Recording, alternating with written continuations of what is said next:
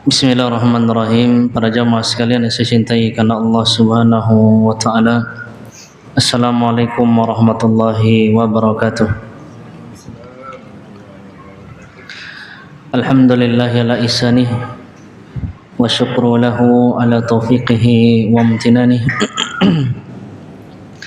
Asyhadu an la ilaha illallah ta'ziman li sya'nihi wa asyhadu anna Muhammadan abduhu wa rasuluhu ad-da'i ila ridwanih sallallahu alaihi wa ala alihi wa ikhwanih wa man tabi'ahum bi ihsanin ila yaumi liqa'ih. Allahumma anfa'na bima 'allamtana wa 'allimna ma yanfa'una wa zidna ilma. Allahumma ati nufusana taqwaha wa zakkiha anta khairu man zakkaha anta waliyuha anta maulaha. Allahumma inna nas'aluka al-huda wat-tuqa wal-afafa wal-ghina. Rabbana la tuzigh qulubana ba'da idh hadaitana wa hab lana min ladunka rahmah innaka antal wahhab. Amma ba'd. Alhamdulillah, para jamaah sekalian yang saya cintai karena Allah Subhanahu wa taala. Tiada kata yang paling indah untuk kita haturkan pertama kali melainkan puji syukur kita kepada Allah Subhanahu wa taala, di mana Allah telah memberikan kepada kita begitu banyak kenikmatan dan karunia, terlebih kenikmatan yang berkaitan dengan hati kita berupa manisnya hidayah dari Allah Subhanahu wa taala. Kita juga bersyukur di mana Allah kembali mempertemukan kita di tempat terbaik yang pernah ada di muka bumi ini. Taman di antara taman-taman surga dunia, sebuah tempat yang diridhoi oleh Allah, yang mana pada asalnya Allah sangat melaknat dunia beserta isinya, kecuali hal-hal yang berkaitan dengan mengingat Allah Subhanahu wa taala. Sebuah tempat di mana Allah turunkan sakinah, Allah turunkan rahmatnya, yang para malaikatnya menaungi orang-orang yang duduk di dalamnya. Sebuah tempat di mana bahkan Allah mengampuni seorang hamba yang duduk di dalamnya walaupun tidak ada niatan untuk menghadirinya. Itulah majelis ilmu. Salawat beriring salam semoga tercurah limpahkan kepada suri tauladan yang mulia Nabi Allah Muhammad sallallahu alaihi wasallam beserta keluarga beliau, para sahabat beliau, para tabi'in, tabi'ut tabi'in, dan orang-orang yang senantiasa mengikuti sunnah beliau hingga hari kiamat kelak. Para jamaah masih cintai karena Allah, alhamdulillah, kita lanjutkan kembali pelajaran kita yang sebelumnya sempat beberapa waktu kita libur untuk berjuang di bulan Ramadan, kemudian berbahagia di hari raya. Namun perlu kita ingat bahwa yang lebih berat daripada beramal adalah menjaga amal itu sendiri. Sebagaimana perkataan Al-Imam Ibnu Qayyim rahimahullah di dalam kitab ini Al-Wabilus Sayyib, bahwa yang lebih berat dan harus betul-betul diberikan perhatian lebih besar dari seorang hamba adalah menjaga amal. Karena yang namanya amal saleh berupa puasa, salat, haji, umrah, sedekah, semuanya, membaca Al-Quran, bisa batal sebagaimana batalnya wudu, bisa batal sebagaimana batalnya salat. Bahkan tauhid seorang hamba bisa batal dengan kesyirikan yang dia lakukan. Bahkan yang lebih mengerikan lagi, pembatal-pembatal ini terkadang tidak terasa dan tidak disadari. Ya, oleh karena itu seorang hamba yang baik, yang cerdas, yang hatinya lurus lagi bersih adalah mereka yang senantiasa muhasabah dan mengintrospeksi diri mereka. Mereka selalu mengawasi keimanan mereka. Makanya subhanallah, yang diinginkan oleh Allah adalah tetap bertakwanya kita sampai ajal menjemput kita. Allah berfirman, innama yataqabbalullahu minal muttaqin. Sesungguhnya yang diterima oleh Allah adalah amalnya orang-orang yang bertakwa kepada Allah. Allah berfirman, wa'bud rabbaka hatta ya'tiyakal yaqin, sembahlah Rabbmu sampai ajal mendatangimu. Allah juga berfirman, qul inna salati wa nusuki wa mahyaya wa mamati lillahi rabbil alamin. Katakanlah ya Muhammad, sesungguhnya salatku, ibadahku, sembelihanku, hidupku, matiku, semuanya milik Allah Subhanahu wa taala. Nabi SAW bersabda, qul amantu billahi tsumma istaqim. Katakanlah wahai sahabatku, aku beriman kepada Allah, kemudian aku istiqamah. Para jamaah dicintai karena Allah Subhanahu wa taala. Adapun pembahasan kita pada malam yang berbahagia ini adalah kelanjutan dari pembahasan sebelumnya tentang wasiat yang disampaikan oleh Nabi Yahya kepada Bani Israel. Ya, ada 5 wasiat. Yang pertama tentang tauhid, kedua tentang salat, ketiga tentang puasa, keempat tentang sedekah. Pertama tentang tauhid, kedua tentang salat, ketiga tentang puasa, keempat tentang sedekah. Nah, kita masih bahas yang keempat tentang sedekah. Yang kelima nanti tentang apa? Zikir. Nah, nanti wasiat yang kelima itulah yang menjadi inti pembahasan kitab yang tebalnya seperti ini di dalam kitab ini. Ya. Nah, kita masih membahas tentang wasiat sedekah yang disampaikan Nabi Yahya kepada Bani Israel. Jadi bayangkan wasiat-wasiat ini sekaligus menunjukkan kecintaan Allah kepada amal-amal ini. Tauhid, salat, puasa, sedekah. Nah, kemarin kata Nabi Yahya menjelaskan kepada kita ulangi sedikit perkataan atau wasiat dari Nabi Yahya. Dan Allah memerintahkan kalian untuk bersedekah. Sesungguhnya permisalan sedekah adalah seperti seseorang yang ditawan oleh musuhnya. Seperti seorang yang ditawan oleh musuh. Yang musuh ini ya itu menarik tangannya ke lehernya. Intinya mau disembelih, mau dibunuh. Ingin membunuhnya. Namun tiba-tiba ya orang yang ditawan tadi diselamatkan dengan tebusan, dan tebusan itulah ibaratnya sedekah. Jadi seorang hamba menebus dirinya dengan memperbanyak bersedekah kepada Allah Subhanahu wa taala, di jalan Allah Subhanahu wa taala. Seorang hamba menebus dirinya dari neraka jahanam dengan sedekah. Bahkan andai-andainya orang kafir dan orang munafik ketika mereka sudah terlanjur masuk ke liang kubur adalah ingin dikembalikan hidup dan ingin memperbanyak sedekah. Bahkan wasiat dalam ayat yang sering kita dengar ya, ketika Allah mengingatkan, ya ayyuhalladzina amanu la tulhikum amwalukum wala auladukum an dzikrillah. Wahai orang yang beriman, jangan sampai harta dan anak kalian membuat kalian lupa dari mengingat Allah. Terus wa anfiqu mimma razaqnakum min qabli ayati ahadakumul maut.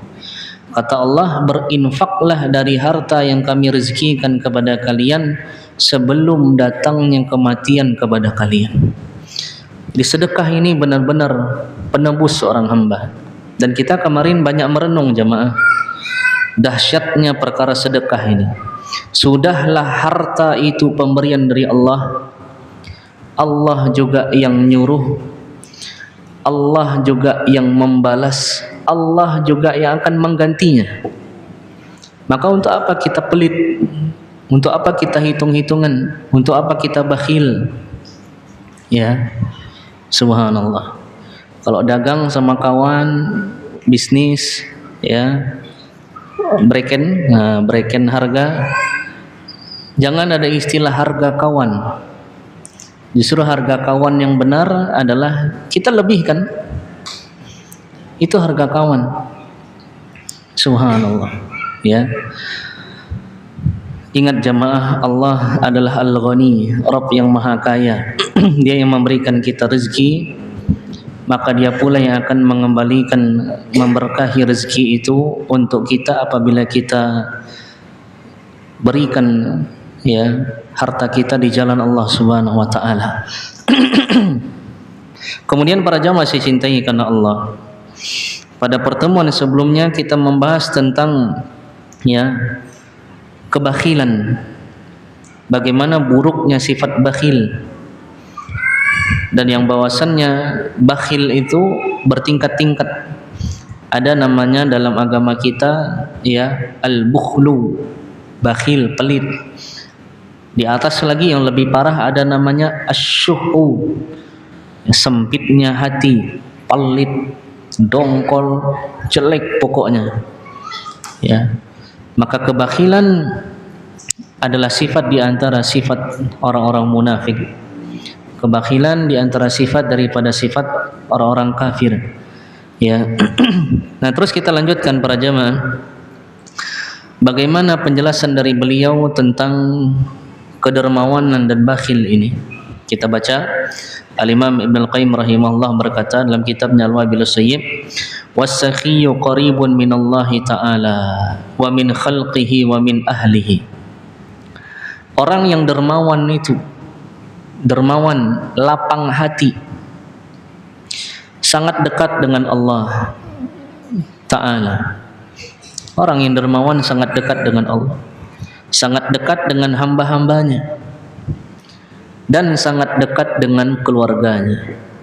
Nah, ini kata beliau bahwa orang yang dermawan, lapang hati itu sangat dekat dengan Allah. Subhanallah, pas ngisi safari dakwah ya sampai ke Sintang kemarin, ketika kita persiapan ada sebuah hadis, masya Allah. Ya mungkin jamaah pernah mendengarnya, mungkin kita pernah membacanya, tapi boleh jadi lupa. Jadi sahabat pernah nanya kepada Nabi SAW, "Ya Rasulullah, man afdalun nas?" Wahai Rasulullah, siapakah manusia paling baik? Kata beliau, mahmumul qalbi wa saduqul lisan. Orang yang mahmul hatinya dan jujur lisannya.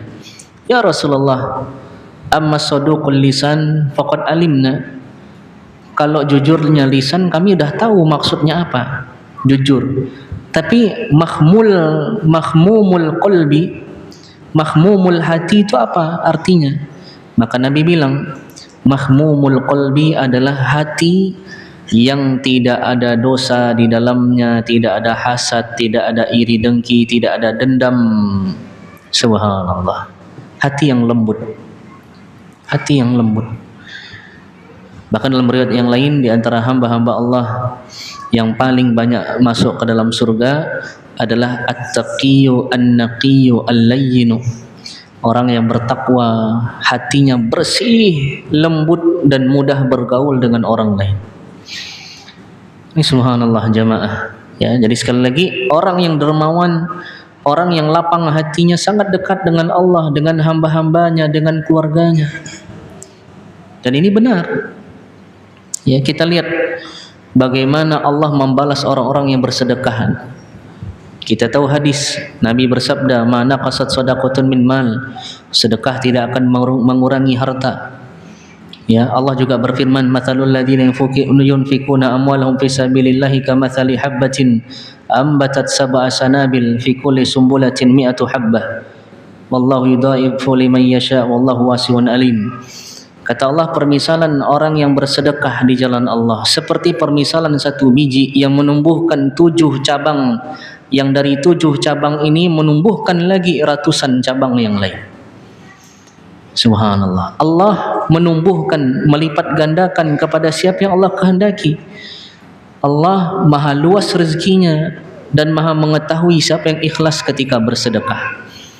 Dan ini benar jamaah, Allah sangat mencintai kedermawanan. Tidak ada ceritanya orang yang suka sedekah itu miskin, tidak ada. Ya, pasti kaya. Kaya dalam artian ya diberikan kelapangan oleh Allah, entah kelapangan rezeki, entah kelapangan kesehatan. Banyak orang mengira bahwa kekayaan hanyalah harta, padahal kesehatan juga kekayaan. Kita lihat jamaah, mungkin di antara kita banyak yang tidak sakit-sakit.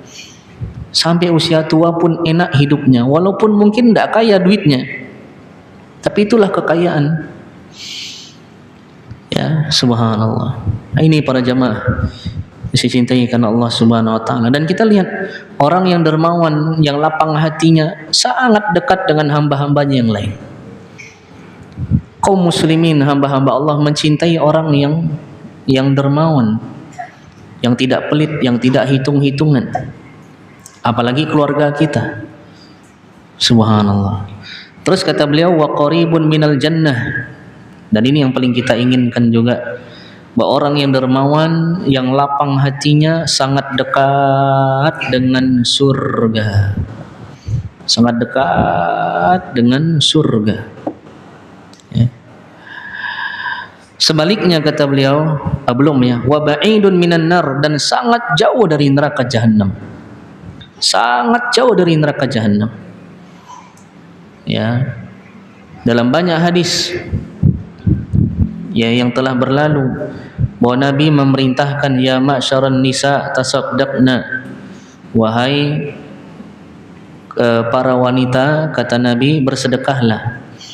Sesungguhnya aku melihat kalian adalah penghuni surga, penghuni neraka terbanyak. Nah, Nabi bilang kunci untuk dijauhkan dari neraka apa? Sedekah. Istri kita harus kita suruh sedekah. Sedekah 1.000, 2.000, ingatkan, saling ta'awun, saling ingatkan. Sebaik-baik sedekah kepada keluarga terdekat, kemudian keluarga berikutnya, barulah selain dari hubungan keluarga. Ya. Terus kita lihat juga Nabi pernah mengatakan, selamatkanlah diri kalian walau bitamrin, walaupun dengan bisyikit tamrah, walaupun dengan separuh kurma. Nabi memerintahkan kita untuk menyelamatkan diri kita dari neraka walaupun dengan bersedekah separuh kurma.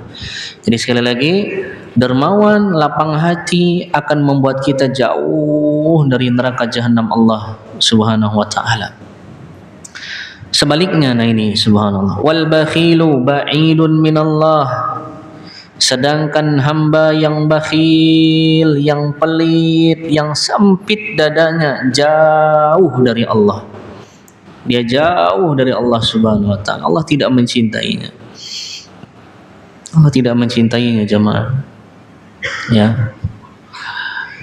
Ba'idun min khalqihi, jauh dari hamba-hamba Allah, jauh. Orang-orang tidak suka dengan orang yang pelit, yang perhitungan, yang dadanya sempit, tidak suka.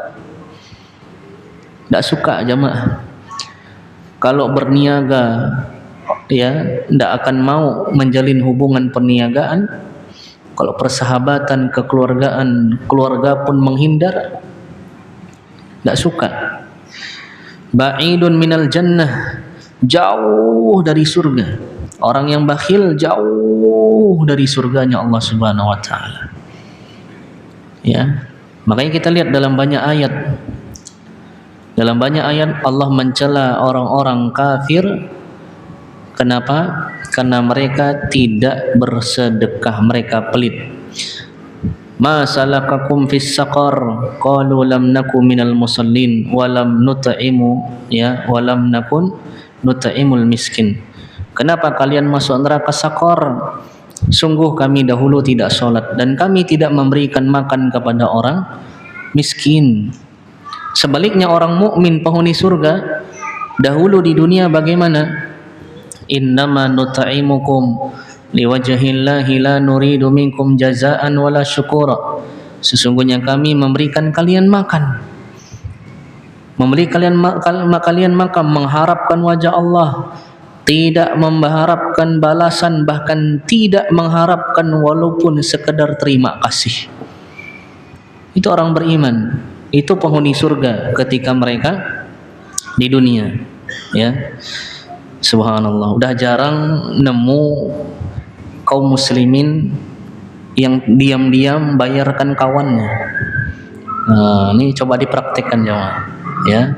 Barangkali nanti ada yang ngopi, ada yang makan, tapi lihat-lihat juga. Kalau duitnya mampunya cuma 20.000, jangan sok-sokan mau bayar kawan, ya. Tengok, tanya, bang, tadi beliau makannya berapa? 15.000 bang, boleh bayar. Tapi kalau 100.000, ya. Nah, udah nanti ya. Ya, semampu kita. Subhanallah. Terus ba'idun minal jannah, jauh dari surga, qaribun minan nar, sangat dekat dengan neraka jahanam. Orang yang pelit, yang bakhil, sangat dekat dengan neraka jahanam. Ya. Bahkan dalam sebuah hadis pernah terjadi pertikaian antara surga dan neraka. Maka neraka ini nanya, "Ya Allah, kenapa kok tidak ada yang masuk ke dalamku kecuali orang yang sombong, yang angkuh, yang pelit?" Jadi sombong, angkuh, pelit, penyakitan hati, itu adalah sifat orang-orang penghuni neraka jahanam. Dan demi Allah jamaah, manusia yang paling sengsara hidupnya adalah orang yang sempit dadanya, sengsara hidupnya. Berkawan tidak bisa, muamalah marah-marahan, tidak ada yang senang. Sengsara hidupnya, sangat sengsara. Nah, oleh karena itu kita lihat nih, beliau mengatakan nih, subhanallah, ini faedah sangat indah sekali. Kata Imam Al-Qayyim rahimahullah, fajudur rajuli yuhibbuhu yuhabbibuhu ila adnadihi. Kedermawanan seorang hamba membuatnya dicintai oleh musuhnya. Kedermawanan seorang hamba membuatnya dicintai oleh musuhnya. Subhanallah. Subhanallah jamaah. Jadi kedermawanan seorang hamba bahkan bisa membuat musuh yang benci dengan kita itu suka dengan kita. Beda paham, bahkan mungkin beda akidah, tapi karena kedermawanan kita, dengan sebab itu Allah buat dia mencintai kita. Allah buat dia mencintai kita, dan ini benar, sangat-sangat benar para jamaah. Kita lihat bagaimana Syekhul Islam Ibnu Taimiyah rahimahullah, ya, sampai-sampai muridnya mereka berandai, duhai kiranya aku adalah musuh beliau. Saking apa? Saking beliau sangat baik dan bersih hati kepada orang yang tidak suka dengan beliau. Ya, terlalu banyak kisah bagaimana lembutnya, lapangnya hati beliau. Itu baru sekelas Syekhul Islam Ibnu Taimiyah. Bagaimana sekelas Nabi SAW, bagaimana sekelas Abu Bakar As-Siddiq radhiyallahu anhu. Kurang apa lagi jamaah? Kurang apa lagi jahatnya Hindun dahulu di masa jahiliyah. Hindun, istrinya Abu Sufyan, adalah orang yang memotong hidungnya Hamzah, jenazah Hamzah pamannya Nabi, memotong telinganya Hamzah, bahkan membelah dada dan perutnya Hamzah, bahkan dalam riwayat disebutkan memakan jantungnya Hamzah. Kurang buruk apalagi Hindun di masa jahiliyah. Ketika Fathu Mekah, dia dan Abu Sufyan masuk Islam, dan Nabi SAW masuk ke kota Mekah dalam keadaan kepala tertunduk. Bahkan beliau, subhanallah, beliau mengatakan, man dakhala baita Abi Sufyan salim, barang siapa yang masuk ke dalam rumahnya Abu Sufyan, dia selamat, dia aman. Padahal Abu Sufyan masih kafir ketika Nabi ngomong itu. Setelah perbuatan itu barulah mereka masuk Islam. Dan apa kata Hindun? Subhanallah, ya Rasulullah, wahai Rasulullah, ya, tidak ada seorang pun keluarga di muka bumi ini yang dahulu paling aku inginkan kehinaannya dibandingkan keluargamu, wahai Rasulullah. Fa asbahal yauma, adapun sekarang ini, di hari ini, tidak ada sebuah keluarga yang paling aku inginkan kemuliaannya dibandingkan keluargamu, wahai Rasulullah. Apa kata Nabi SAW? Ya, wa aidan walladhi nafsi biyadihi, dan aku juga demi Allah yang nyawaku berada di tangannya, Muhammad sallallahu alaihi wasallam, segampang itu melupakan masa lalu, sebab segampang itu memaafkan para jamaah. Ya. Dan ini luar biasa. Banyak para sahabat yang dulunya musyrik, bahkan orang-orang terdepan yang memusuhi Islam, menjadi orang yang paling taat, paling mulia, dan paling dicintai oleh Allah Subhanahu wa taala setelah para nabi dan rasul. Karena sebab apa? Karena sebab kedermawanan para dai-nya. Karena sebab kebersihan hati orang-orang yang membawa Islam tersebut. Ini subhanallah. Maka jangan kira jamaah, banyak kaum muslimin bahkan orang-orang non muslim bisa masuk Islam hanya sebatas karena pintarnya kita, hanya sebatas karena cerdasnya kita. Bukan. Tapi orang-orang mencintai kita karena luhurnya akhlak kita, karena bersihnya hati kita, karena betapa luasnya dada kita. Itulah yang membuat orang mencintai kita. Ya, subhanallah. Ini sangat luar biasa. Para jamaah saya cintai karena Allah Subhanahu wa taala. Sebaliknya, wa bukhluhu yubaghiduhu ila auladihi. Adapun kebakhilannya membuatnya dibenci bahkan oleh anak-anaknya. Adapun kebakhilannya membuatnya dibenci bahkan oleh anak-anaknya. Jadi kebakhilan, saking parahnya kebakhilan, bahkan bisa membuat anak-anak kita benci dengan kita. Kurang apa lagi anak keturunan kita, kita yang mendidiknya, kita yang mengayominya. Tapi karena kebakhilan, sifat bakhil itu membuat anak-anak kita benci dengan kita. Ya, maka renungkan ini para jamaah. Terus beliau membawakan sebuah bait syair yang sangat indah, yang isinya tentang bahaya kebakhilan, kemudian bahaya banyak bicara, dan realita di balik harta. Gitu baca. Kama qila, sebagaimana dikatakan di dalam syair, wa yudhiru aibal mar'i fin nasi bukhluhu wa yasturuhu anhum jami'an sakha'uhu. Dan kebakhilan akan menampakkan aib seorang hamba di hadapan manusia. Kebakhilan akan menampakkan aib jati diri seorang hamba di hadapan manusia. Wa yasturuhu anhum jami'an sakha'uhu. Maka dermawan akan menutup itu semua dari mereka. Kedermawanan akan menutup semua aib dari manusia. Masya Allah. Jadi dengan sifat dermawan, aib kita akan tertutup dari semua manusia. Manusia akan lupa dengan aib kita jemaah. Kalau kita dermawan, pemaaf, ringan tangan, suka membantu, suka menolong, masya Allah. Ya. Kemudian taghatta bi athwabis sakha'i fa innani ara kulla aibin fas-sakha'u ghita'uhu.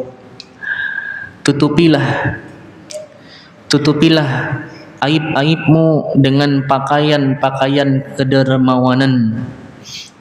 Sesungguhnya aku melihat semua aib, penutupnya adalah kedermawanan. Masya Allah. Jadi beliau mengatakan bahwa penutup semua aib adalah kedermawanan. Kedermawanan di sini bukan sebatas hanya suka ngasih duit, tapi rela hati. Sakha, kalau kita lihat makna sakha dalam istilah Arab, itu adalah rela hati, lapang dada, pemberi, itulah sakha. Rela hati. Subhanallah. Kemudian waqarin idza qaranta hurran fa inna ma yazinu wa yuzri bil fata qurana'uhu. Dan bersahabatlah, ya, apabila engkau memang bebas bersahabat, tapi ingat, ya, engkau itu indah atau buruk dengan sebab teman-temanmu. Subhanallah. Jadi kata beliau, baik buruknya seorang hamba tergantung temannya. Ya, bertemanlah silahkan. Tapi ingat, baik buruknya seorang hamba tergantung teman-teman dekatnya. Hati-hati jamaah. Berteman dengan siapapun boleh, tapi bersahabat pilih-pilih. Bersahabat pilih-pilih. berteman dengan siapapun, muamalah dengan siapapun, hatta orang kafir boleh, hatta orang munafik boleh.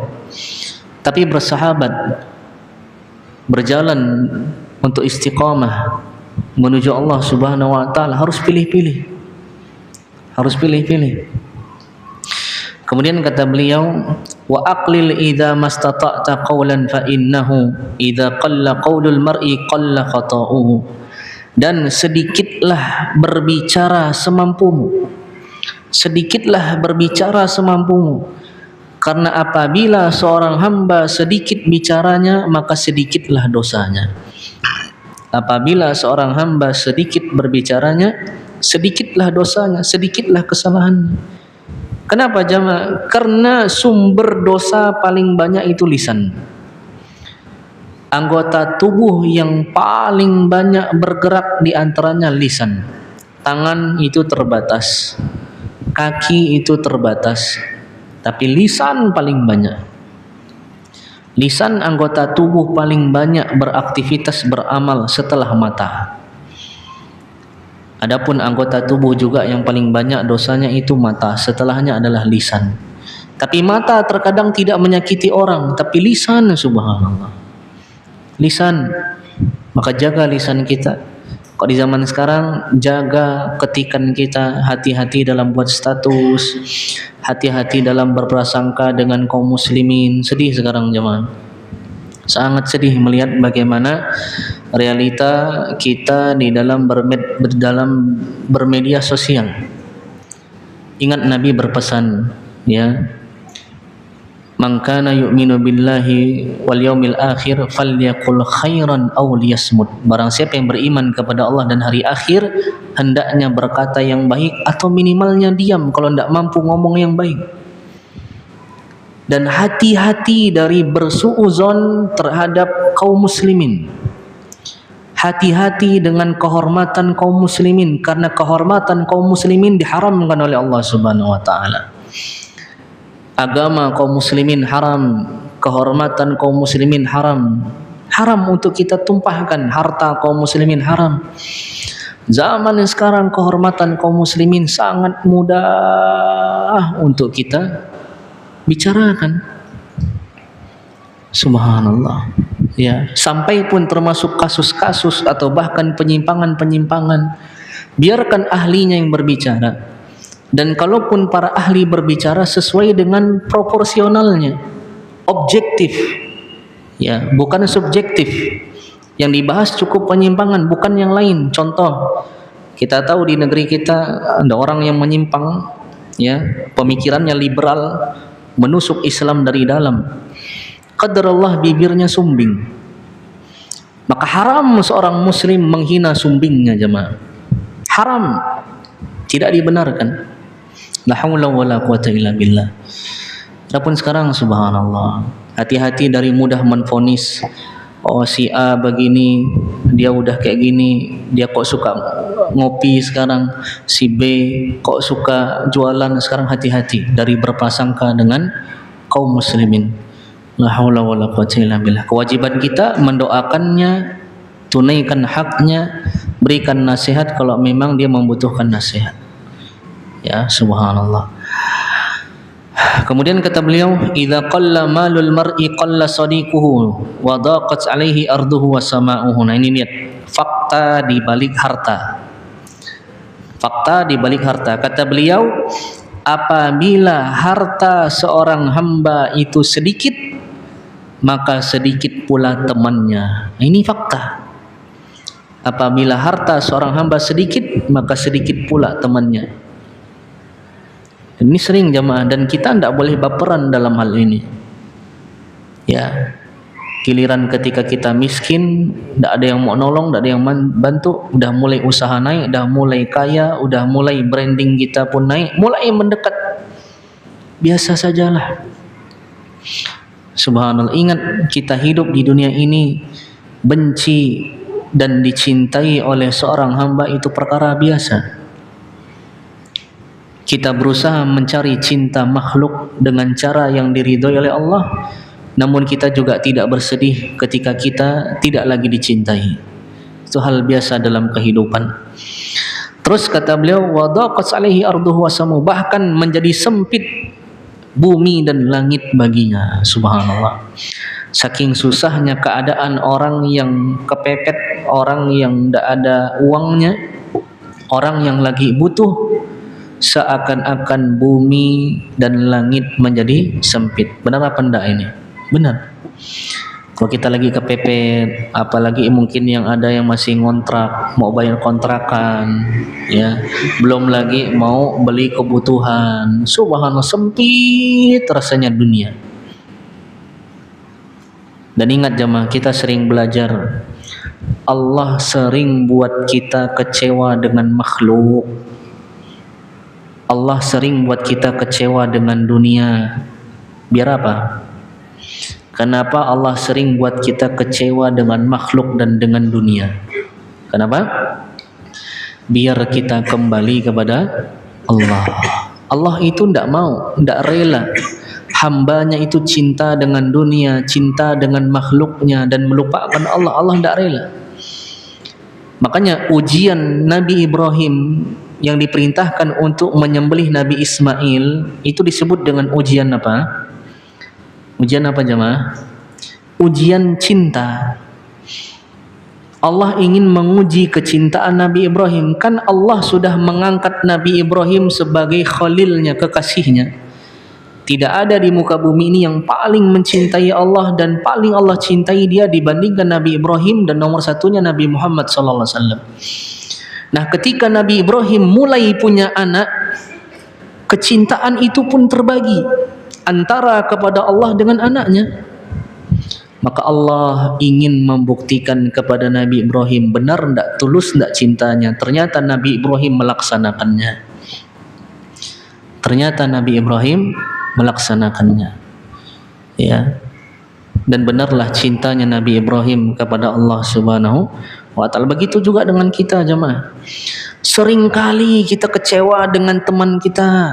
Makanya jangan pernah berharap dengan teman, dengan guru, dengan istri, dengan keluarga, dengan adik-beradik. Jangan pernah berharap dengan makhluk, sampai pun kepada anak sendiri. Jangan pernah gantungkan harapan dan tawakal kepada Allah. Karena setiap makhluk berpotensi mengecewakan kita. Dan kita tidak boleh benci. Kita tidak boleh bawa perasaan, apalah mereka nih, ya, giliran nyaman dekat, giliran susah jauh, biasa saja. Jangan cela kaum muslimin. Kita dah tahu manusia itu terbatas. Kembali kepada Allah Subhanahu wa ta'ala. Kemudian wasbaha la yadri wa in kana haziman aqdamuhu khairun lahu am wara'uhu.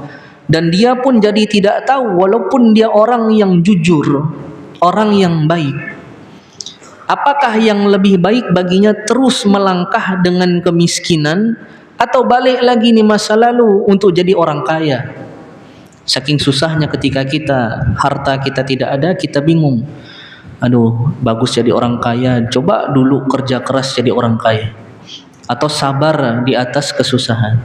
Terakhir, idzan al-mar'u lam yakhtar sadiqan li nafsihi fanadi bihi fin nasi hadza jazaohu. Maka ketahuilah, seorang hamba tidak bisa memilih teman untuk dirinya sendiri. Paham tidak maksudnya? Jadi teman itu relatif.